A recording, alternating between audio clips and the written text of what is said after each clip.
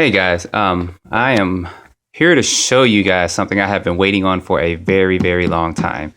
The Tamiya Monster Beetle. Some people say Tamiya, I say Tamiya. This is one of the very first RC cars that I had gotten way back in the 86, I believe it was. I received it. It may have been 87, but I think it was 1986. It was one of my first actually hobby grade radio control cars. And I was super, super happy when I got it. I actually got it for Christmas. And since then, of course, other cars came into the play. You know, Traxxas came on the scene with the Traxxas Cat, I think a couple of years later, and then they released a couple other things. But anyway, the 80s was a good era for RC cars because there was a lot going on with them, a lot of changes and stuff. But since then, I have been wanting to get one of these, but I just refused to pay $500 to $1,000 on eBay just for one car kit and it being a vintage one, and knowing that the plastic probably wouldn't be as strong. But lo and behold, Tamiya has re-released this kit, and I am very, very, very, very, very, very happy. I did order this from Tower Hobbies. Tower Hobbies gets them in stock, and then they run out pretty quick, so you guys might want to keep an eye on that if you want to get one.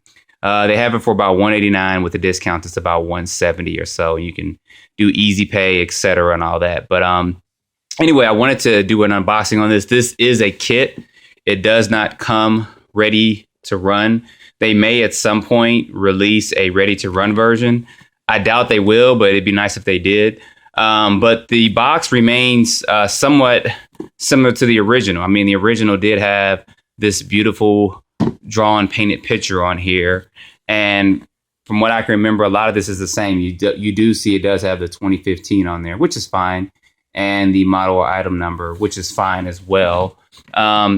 It does not, like I said, come with a radio, servo, and battery. You do need that, but it does come with an electronic speed controller, as you can see there. And from what I saw, the speed controller can handle censored brushless motors. So that has yet to be seen, but let me go ahead and get this top off to show you guys what's in here. Yes, and they painted it, or it's a pre-painted mold, which is great. The one I got in the 80s was actually white, and this is red. So for me, that's a big plus because I did want to paint this one red, so I don't have to worry about painting it. So that is very, very, very, very, very good in my book because now I don't have to worry about doing that. Okay, trying to get some more lighting in here, but like I said, the one I had came with the white body, so I don't have to, excuse me, do any painting. And if I happen to flip this, which I really don't plan on doing, it won't start scratching off the paint and digging into the original color of the mold. So that is an absolute plus.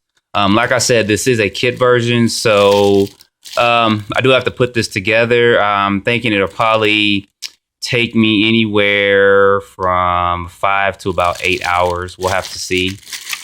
Without painting, that actually takes away an hour or two, which is good. So, but I'm pretty familiar with the structure of this and how this thing goes together.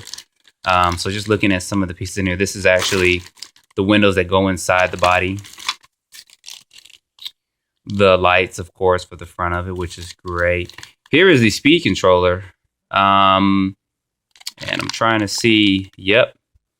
It is one of the newer Tamiya ones, so it can run brushed and a brushless motors. You just don't use, I believe it's going to be the yellow wire to run it on a brush setting. And then for brushless, you go ahead and use that. I'm trying to see if there's a port or anything for the sensor. Yep, right there, if you guys can see that. That is for the censored motor if you want to run a censored system in here. So this is a big plus, especially considering the price point of this kit for this to come with something like this. An ESC that can use brushed and brushless.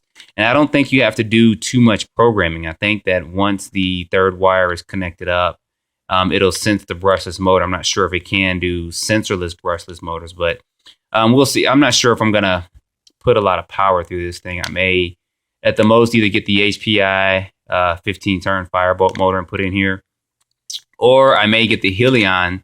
They have a 12-turn 540 motor that's actually pretty quick, and I'm thinking about maybe putting that in here. I don't know if I'll do the 550 because it is slower than the 540, of course, but that has yet to be seen. I'll probably get it running stock out the box and then decide from there what I'm going to do. But anyway, as far as everything else, that's in here. The guy is all molded red too, so that's interesting. Have to see about trying to paint that, or at least see what kind of decals they gave for that. Here's the heavy bag, as I call it. It's gonna have your motor and grease and all the aluminum stuff in here, plus the screws and oil for the shock and a couple of tools for that. So, Monster Beetle. You guys just don't know, I've been waiting a very, very long time to get another one of these. Of course, here's one of the classic trademarks of the Monster Beetle, and that is the gold wheels. As you see, it does not have hexes on it at all. I don't know if they give you a hex converter in there or not, where you can fit 12 millimeter hex, but I'll go through and see. If not, I know HPI does make some wheel settings that'll fit on here, but I'll have to take a look and also see kind of what's floating around on the net to see if I can put some different type of wheels on here. If not, I'll just have to get another set of these. But now, since this kit has been released, these things will be pretty cheap, because on eBay they're about 30-40 bucks or more, depending on the condition of them. Still, that's too much just for wheels. And I think that may just be for a set of two. But anyway, what else is in here? More of the plastic parts, front shocks, some other stuff. Servo saver, and the tires.